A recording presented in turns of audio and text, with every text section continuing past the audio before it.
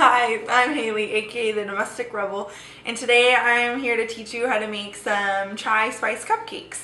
They're chai spice cakes with a cinnamon vanilla buttercream frosting, and they're perfect for fall and reminiscent of my favorite coffee shop beverage. So, to make them, it's pretty easy. You'll need 1 box of French vanilla cake mix. I'm using Betty Crocker.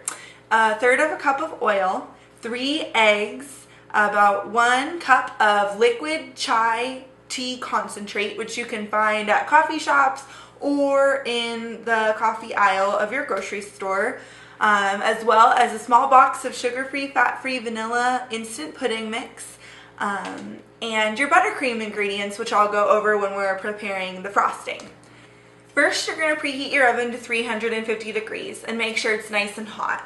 Then you're going to line your 2 muffin pans with 24 paper liners and set them aside.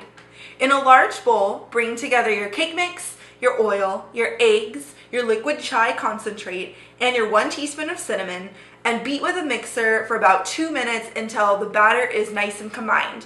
You want to make sure that you get all of the dry pieces of the cake mix from the bottom of the bowl. That way there is no crumbs and inconsistency in your cupcakes. Once you have a nice batter, stir in your pudding mix until it's well blended. This gives it an extra element of flavor, plus I think it makes the cupcakes really moist and delicious.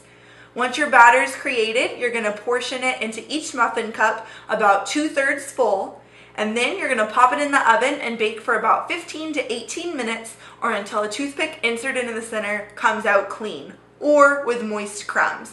Make sure you don't overbake them because that makes a stale cupcake. Once they're all finished, place them on the stove and allow them to cool completely. Then you're ready to make your frosting. To make the frosting while your cupcakes are cooling, you're going to need 2/3 cup of butter at room temperature or softened in the microwave for about 10 seconds, 1 teaspoon of vanilla extract, 1 teaspoon of cinnamon, 2 to 3 teaspoons of milk, and 1 32-ounce package of powdered sugar. Now, I say that because I don't exactly measure my powdered sugar, and I like to have more just in case, but it's roughly about 5 cups. So for this, in your stand mixer, you're going to beat together your softened butter and your teaspoon of vanilla extract until it's nice and creamy, which is about 2 minutes of a process.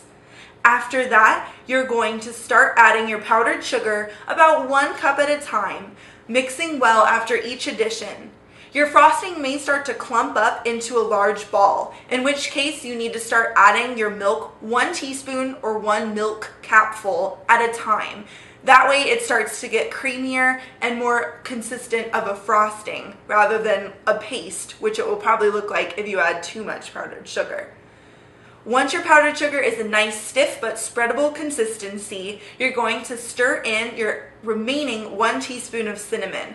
This gives the frosting that nice cinnamon vanilla buttercream flavor that I was going for, which perfectly complements the chai spice cupcake.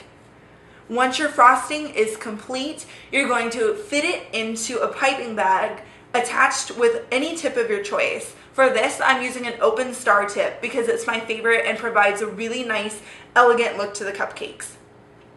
You're going to put all of the frosting in your piping bag and seal it shut, trying to get as much air out as possible. Twist the top of the bag to make sure all of the frosting is in there in one piece. Then, taking one of your cooled cupcakes, you're going to place the tip of the icing bag in the center of the cupcake and slowly turn your hand as you make a clockwise motion, about 3 or 4 turns, until you get a nice plump piece of frosting on top of your cupcake. It's okay if you mess up because it definitely takes some effort and practice in making the perfectly frosted cupcake, but believe me, anyone will be impressed at your piping skills, no matter if you're a beginner or more advanced. Once your cupcakes are nice and frosted, I'm using edible pearls to sprinkle them on the top, just to give them a little more elegance. But you're welcome to use any kind of jimmy or fall sprinkle you have. Maybe even a chewy ginger candy would be perfect for these cupcakes.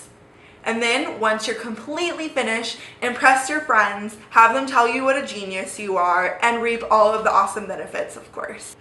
These chai cupcakes are a perfect balance between sweet, spicy, and perfectly fall. I love that they're reminiscent of my favorite coffee shop drink, and I'm sure you'll love them too. I hope you enjoyed my first cooking video blog as much as I enjoyed making it, despite my goofy voice and whatnot. Thanks for watching. And for a complete recipe as well as my cool story to go along as usual, plus more fun fall and holiday related recipes, please make sure you visit my website, thedomesticrebel.com. Thanks guys. Bye. Shut it up or get rid of it. I just want it to be me. This one. Hello, I'm teaching you how to make chai spice cupcakes today.